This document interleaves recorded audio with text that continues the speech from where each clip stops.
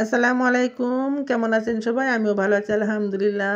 গাছ থেকে পেড়ে আনলাম একেবারে তরতাজা আমলকি। আমলকি দিয়ে এত সুন্দর একটা রেসিপি আপনাদের সঙ্গে শেয়ার করব, সারা বছর সংরক্ষণ করে খেতে পারবেন। লোভনীয় চাটনি বানাবো, ভাতের সাথেও খেতে পারেন, শুধু শুধুও খেতে পারেন। আসুন তাহলে পুরো ভিডিওটা আমাদের সঙ্গে শেয়ার করুন, সঙ্গে থাকুন। আমি হাঁড়িতে পানি নিয়েছি, পানিটা ফুটিয়ে নিব। আর আমি পানিতে আমলকিগুলো সেদ্ধ করব না, আমলকির স্বাদ কমে যাবে। আমি একটা জালিতে দিয়ে সেদ্ধ করব, ভাপে দিয়ে। ভাপে দিলে পুষ্টি গুণাগুণ সঠিক থাকবে। ভাপে দিচ্ছি। এপাশে আমি মশলাগুলো রেডি করব। শুকনো ঝাল, এখানে এলাচ, লবঙ্গ, সরিষা, কালিজিরা, তারপর দারুচিনি, সব রকমের গরম মশলা দিয়ে আমি কড়াইতে একটু ভেজে নিব, হালকা একটু ভেজে নিব, যেন একটা দানা দানা থাকে এমনভাবে আমি মশলাটাকে ভালোভাবে শিলপাটায় পিষে নেব। আর এটা সঙ্গে আমি কয়েকটা মৌরি দিয়ে দিব। মৌরি দিয়ে দিলে সুন্দর একটা ফ্লেভার আসবে। দিয়ে ভালোভাবে ভেজে নিব। ভেজে এখন আমি শিলপাটায় গুঁড়ো করবো। এটা ব্লেন্ড করলেও পাউডার করা যায়, কোনো সমস্যা হয় না, তবে একটু দানা দানা থাকলে খেতে বেশি ভালো লাগে। আমি বেশ মোটামুটিভাবে একটু গুঁড়ো করে নিব, কিছু দানা থাকবে। এভাবে আমি করে নিব। মশলাটা দিলেই স্বাদটা দ্বিগুণ বেড়ে যাবে। এপাশে ভাপ প্রায় 15 মিনিটের মতন সেদ্ধ দিয়েছি। ভাপে ফুলভাবে নরম হয়ে গেছে ভিতরে। এখন আমি নামিয়ে নিব। নামিয়ে ভালোভাবে পানিটা শুকিয়ে নিব। পানি থাকলে, আর্দ্রতা থাকলে কিন্তু নষ্ট হয়ে যাওয়ার সম্ভাবনা থাকে। এভাবে দেখতেই পাচ্ছেন, আমার ভিডিওটা সঙ্গে থাকলে বুঝতে পারবেন। আর চাপ দেওয়ার সঙ্গে সঙ্গে আমলকির ভিতরে যে এক একটা লেবুর মতন খোয়া খোয়া থাকে, প্রত্যেকটা খোয়া খোয়াগুলো আস্তে আস্তে চাপ দিলে ভেঙে যাবে। এইভাবে আমি সকল আমলকিগুলো সুন্দরভাবে ভেঙে বিচিটা বের করে ফেলে দিব। বিচি রাখার কোনো প্রয়োজন নেই, কেননা বিচি খাওয়ার মতন কিছুই নাই বিচিতে, এটা শক্ত। এভাবে সম্পূর্ণ আমলকিগুলো আমি এভাবে কোয়াগুলো খুলে খুলে আলাদা করে দিব।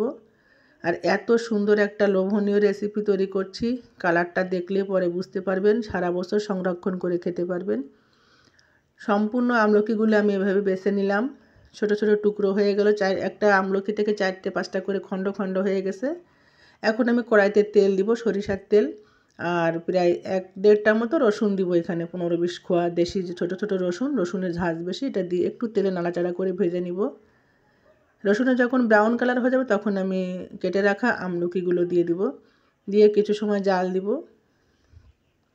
ভালোভাবে এপিট ওপিট নাড়াচাড়া করব। আর আমি এখানে একটু চিনি অ্যাড করব। আপনারা চাইলে চিনির মাত্রাটা বাড়িয়ে বা কমিয়ে নিতে পারেন। আরও কিছু সময় জাল দিব। চিনি দেওয়ার ফলে কিন্তু একটু রস আসবে, আর্দ্রতা বেড়ে যাবে, তখন আমি মশলাটা দিয়ে দিব। দিয়ে চিনির আর্দ্রতা শুকানো পর্যন্ত অপেক্ষা করতে হবে। ধীরে ধীরে চুলার আঁচ বেশ কমিয়ে দিব। আর বারবার নাড়াচাড়া করতে থাকবো। এভাবে নাড়াচাড়া করতে করতে যত সময় যাবে তত সুন্দর একটা কালার আসবে। এখন আমি এতে লবণ, তারপর এখানে হলুদ দিয়ে দিব। বারবার নাড়াচাড়া করতে থাকবো। এভাবে সুন্দর একটা কালার আসছে। যত দেরি হবে তত কালার ভালো আসবে। আর এই মুহূর্তে আমি এখানে ভিনেগার দিব। ভিনেগারটা অবশ্যই দিবেন, তাহলে অনেক দিন ভালো থাকবে। আমি ভিনেগারের বোতলে যে মুখটা আছে সেই মুখায় 2 মুখা দিয়ে দিব। ভিনেগারের কাজ হচ্ছে আচার বা চাটনি জাতীয় খাবারকে আর্দ্রতা থেকে শুকনো রাখে, অনেক দিন খাবারের গুণগত মান ভালো থাকে। আর দেখতে পাচ্ছেন সময় যাচ্ছে আর সুন্দর একটা কালার আসছে, ধীরে ধীরে লাল একটা কালার আসছে। লোভনীয় স্বাদ এবং ফ্লেভারটা আপনাদের বলে বোঝাতে পারবো না। তবে চুলার আঁচটা সবসময় কমিয়ে রাখবেন, নিচ থেকে পুড়ে না যায়, কেন অনেক মশলা দেওয়া এবং চিনি দেওয়া, সেই জন্য পুড়ে যাওয়ার একটা ভয় থাকে। অল্প সময়ের ভিতর রান্না হয়ে গেল। সুন্দর একটা রেসিপি আপনাদের সঙ্গে শেয়ার করছি। আপনারা যে কেউ এখনই আমলকি সিজন ফুরিয়ে যাওয়ার আগে আপনারা একবার হলেও বাসায় তৈরি করে খেয়ে দেখবেন। আর ভিডিওটা ভালো লাগলে লাইক, কমেন্ট, শেয়ার দিয়ে অবশ্যই পাশে থাকবেন। ইউটিউব থেকে দেখলে আপনারা সাবস্ক্রাইব করবেন। পরবর্তীতে আমার সুন্দর সুন্দর ভিডিও আপনাদের কাছে খুব দ্রুত পৌঁছে যাবে। দেখুন, অল্প সময় তৈরি হয়ে গেল আমলকির লোভনীয় চাটনি, ভিটামিনে ভরপুর, পুষ্টিতে ভরপুর।